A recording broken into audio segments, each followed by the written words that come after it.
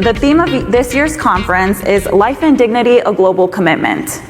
Emphasizes the universal nature of defending human life and dignity across cultures and borders, with each of you bringing a unique perspective to this mission, whether through survivor advocacy, global pro-life education, supporting life-affirming initiatives, or inspiring youth leadership. What do you see as the most pressing challenge to the pro-life cause globally, and how does your work address it in a way that transcends local contexts? It's a pleasure to be here. I think one of the most difficult challenges globally right now is the cultural narrative that separates sexuality from its intrinsic purpose and the beauty of human sexuality. And that being forced into our countries in Latin America, it's really, really special for the United States to understand the power that this country has to impact the rest of the continent. We, and I mean in North America, we usually underestimate the power that this country has in terms of impacting culture, judicial decisions in our court, as it happens in Colombia, and the thousands of dollars that are invested in our countries to change the mindset of many, many generations on what sexuality is. And so in Somos Suyos, is SOS, my ministry that I founded, what we try to do is offer an alternative narrative to be able to address one of the root causes of cultural damage, and it's to be able to empower people, especially young people, to see their lives, their vocations, their identity and sexuality as part of a bigger plan. And so being able to say that out loud and to reclaim these spaces, especially in education, and I'm going to say it right now, especially in Catholic education, because it's being kidnapped. I'm doing a degree in theology back in Colombia. I'm from Colombia, and I'm very proud to be from Colombia. But unfortunately, and I study in one of the biggest Jesuit universities, Catholic universities, and we are not able to have pro-life conferences in our campus. We are not able to invite pro-life activists. So I just want to say thank you for doing this to everyone that is organizing it, because you're reclaiming spaces that were kidnapped, and we need to reclaim the power of Catholic teaching. And I think that being able to proclaim the gospel, as Laila said it this morning, to proclaim the gospel of love and this new sexual revolution that is rooted in love, it starts with each one of us and how we are living it. Because one of the main problems that I see is not only that they're lying to us about what sexuality is, but is that we, in the pro-life movement, we're very focused in doing many things. And of course we have to do many things, and we're called to do great things, but we're called to be great Christians. And sometimes we're merely focused on giving numbers and results, but indoors, we're struggling with many wounds, unhealed wounds, that are going to be a problem when we want to go out there and be wives and mothers and fathers and husbands. So Spider-Man's uncle said it right. A great power implies a great responsibility. United States, you have a great responsibility when it comes to what's happening in our country. And just because we drink from all the bad things and the millions of dollars that Planned Parenthood is injecting in Colombian society and in our legislation and the feminist movements, we also drink from the good that you're doing. And we take example from all of what you do in your colleges, in the pro-life movements. So I think that being able to embrace our calling and live out the vocation that we have as male and female, and be able to proclaim that gospel, it's one of the main things that the Lord is calling us to do. So thank you. And Maria Paula, could you speak a little bit to you're probably out of all the panelists, the one closest in age to our audience. Could you speak to what they could be doing as young people today, and maybe a little bit about the conferences that you organize? Sure. Well, to answer that, I just want to give you a little glimpse into how I got into this. I'm not as young as I look, thank God. I'm 30, but I was a feminist for the greatest part of my life. I was in law school, and I used to debate and mock the pro-life classmates that I had. And for me, it was all about feminism and the sexual revolution not being there for women. And I was the one teaching my fellow classmates and friends how to lose their virginity, how to watch porn, who were like the best porn outlets and actresses and actors. That was me. And I suffered, and I still live through those consequences. If I had someone that at that moment, instead of giving me arguments and trying to win the argument, was trying to win me, maybe it would have saved me a lot of pain. And so, first of all, I think that I will invite you to check how you're living your life and how you are embracing your own vocations. Because your sexuality and your life and the decisions that you make and your ability to relate to others, your friends, your family, in a healthy way, an intimate way that actually builds communion. That is part of God's greater plan. And sometimes we're not even there. We're not asking the right questions. I wasn't asking the right questions. I wanted to be a very successful, famous, and rich lawyer. That's all I wanted. But I was heartbroken inside. And so when I encountered Christ, I started, doing this discernment path. I went to a religious community for 2 years. Of course, it was not my thing. I couldn't wear makeup in there. Realized, afterwards, I was at the Franciscan Renewal for 2 years. And then I just realized that my call was to teach. I wanted to teach theology. And in Latin America, for a lay woman, that's not an option. So it was a struggle, and I'm still working through it. But one day, right out of the monastery, a friend of mine at the parish, she said, I really like the way you talk and how you do your Lectio Divina.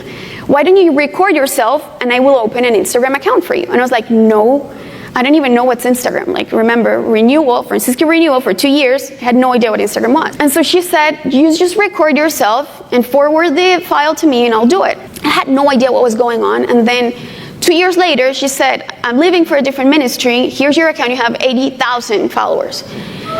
And I had to Google what's a follower, what's a like, what's a story, what's a reel. I had no idea what that was. And now it's getting bigger and bigger and bigger and bigger.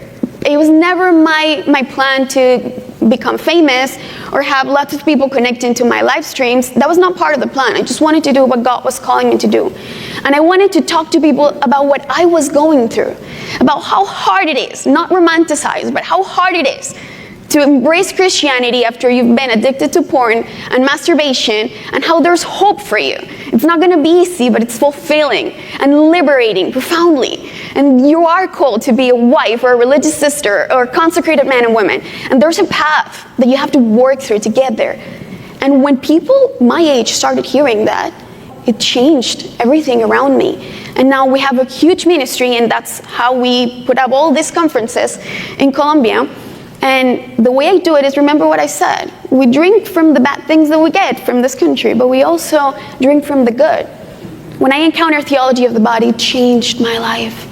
It was the first time that I heard that there was another way. That it was not just rejecting my sexuality or erasing my desires, and it was not indulging in them. That there was a path, a liberating path of embracing what God gave to me. That's part of me. And to actually be able to transcend my desires. I have never heard of that in 2 years in the monastery. And then I started talking and preaching about theology of the body. And guess where I get the speakers from for my conferences? Here. I have to fly them out to Colombia, because in our countries, we don't have scholars talking about this. I've had bishops come to me in Latin America and ask what theology of the body is. And so we have a mission. You have to get well formed, so we can fly you out to our countries to change lives. Because the people that taught me, I've seen the John Paul II Institute, highly, highly recommend. Christopher West and the Theology of the Body Institute, and all the great things that they're doing, it shaped my vocation, because I know people now and how they do it. And so just ask the right questions, and don't be afraid. Be reckless in loving.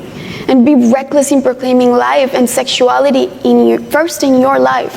And then if you're saying yes to the Lord every day, all the rest of the things and the social media and the people will come if you're saying yes to where you need to be. Maria, you're fantastic. Wow. We'd love that you could come up to the States more often and tell your story.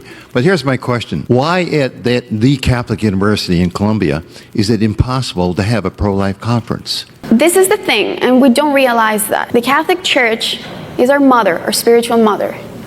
If you attack the spiritual mother, then you're attacking her children. The Catholic Church is under attack. And in our countries, one of the most incredible ways to be able to fracture these traditional values is through education, right? Education is a great tool, but also when it's kidnapped by certain ideologies, it's a great tool for disaster. So unfortunately, many faculties, not only in Colombia, I'm talking about Catholic universities in Chile, Catholic universities in Argentina, Catholic universities in Venezuela, and everywhere in Latin America, we're having censorship. And that's why it's very important for the United States to still fight for freedom of speech and religious freedom. Because those are the tools that we have to be able to go to Catholic universities and speak out our minds and have all the discussions that we need to be having in the intellectual field that are not happening right now. Because those rights, imagine, if they're not respecting the right to live, how can they expect them to respect the life of free speech, or to profess your own faith, or to go to any school that you want? So we need to understand that we're in a battle within the church first, and we need to embrace our part in that battle. And I think that being able to see a conference like this that is organized by students, that we don't need to ask for permission to speak out what the church has always taught, I think that's courageous. It sounds weird in our minds because it's kind of logic, but nowadays you have to go against the current to be able to do that. And if we stop doing that as Catholics, then the Catholic tradition is going to die in our schools. And we have a responsibility not just to proclaim it, but to live it out. But most Catholics don't know their faith. We have a culture-based faith. We're born Catholic, and we're baptized like next day, because it's all about the parties and stuff. But most Catholics in our countries don't really know what being a Christian means. And that's why it's easy to take their institutions. So you have your part, we have ours, but it's important for you to at least know that that's the reality and that's what's happening. Because I know sometimes we're afraid of saying it out loud because we might offend the church. We offend the church by not saying it. We offend the church and we deny our identity as Christians when we stay quiet and we see our institutions being kidnapped. First of all, I'd just like to thank you guys for being here. It's really cool.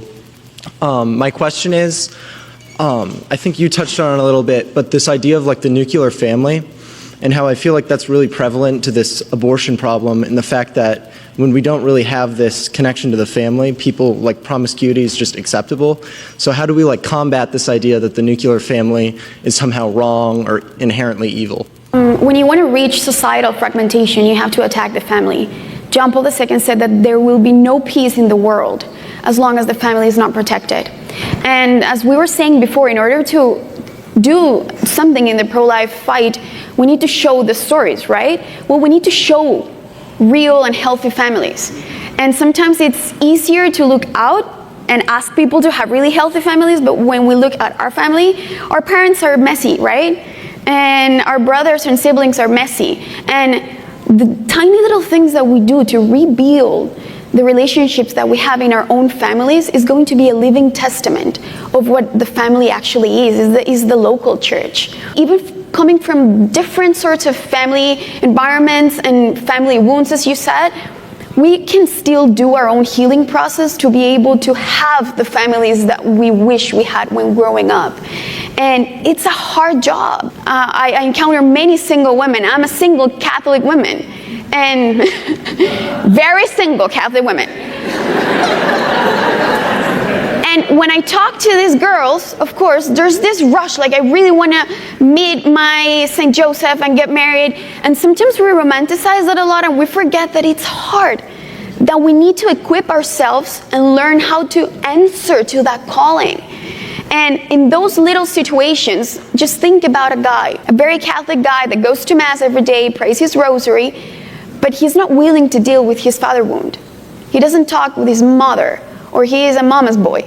Or maybe he's still hooked in porn, and maybe he goes to confession but is not doing an internal job to actually heal. It's going to be harder for him to respond, to be able to raise young kids, and to be the husband that that wife is going to need. So I think we in our own lives, we have the power to build the families that we want by starting with our own process. And I'm sure that if each one of us starts asking the Lord, are you calling me to this sort of family foundation? Please allow me to heal in order to be the father and the mother and the spouse that you're calling me to be. And I promise you're gonna set the world on fire. You don't need to be PhD if you can't do that. But if you're an amazing mom with all the wounds that you have, but if you love your children and you've actually cared about having those internal tools to raise them, you're going to be able to set afire many other moms or women that are not able to conceive. We underestimate the power that personal vocation has for the family. I think that's the ultimate fight. It's the fight for the family. My question is about the pro-choice movement. Largely due to the success of the pro-life movement, they've kind of pivoted away from defending abortion, and it's more shifted towards birth control and the abortion pill. How can we bring this to light and combat this? And what does it say about them as a movement? First, with your last one, what does it say about them? It's not about abortion because they care about women's rights. We know that. It's a business. And when we talk about the sexual revolution and everything that needs to happen for abortion to be an option is that you first need to get into each person's conscience and to get into each nation's judiciary system and the courts and their laws to be able to permit or kind of liberate the path for abortion to be the best option out there. When I was a feminist, I was not pro-choice because I didn't know that there was life in the womb. I was quite aware. But I needed to be pro-choice to be able to live out the disordered sexual life that I had. It becomes a necessity when you live that way. And so they need to start fueling this way of living in younger generations, because when you live that way, eventually you're going to start choosing abortion, and then it's going to fuel the business. So I think when we understand how the business works, we're able to just actually, in front of everyone, show their true purposes. When you go to this big discussions in Congress, and if they care about women, then you start talking about defunding them, that's when their lights get off. Because they know without the money, they don't care about the women. So I think that we need to first understand the business, and second, we need to be able to embrace the women and the men that are struggling with the decision, to be able to show them that they're just using them. The whole dialogue and the discourse is about not letting the traditional aspect of politics or the Catholic faith use you, but they're not aware of how much they're being used by this narrative. And when you are able to show them that you're just a number, because in our countries, at least, the whole battle is for abortion to be free, right? It's never free. Someone's paying for it. And if someone's paying for it, once a woman gets an abortion, she goes back into the same horrible realities that prompt her to look for an abortion in the first place. Abortion, it's not lowering the poverty rates for anyone. Abortion is not lowering the divorce rates. Abortion, it's not lowering the traffic rates for children and women or the rape statistics. If it's not doing any of that, what is it doing? It's giving us generations of broken men and women that no one is assisting. Where's the budget to help women after abortion with their depression and everything that comes with it? No one's helping them.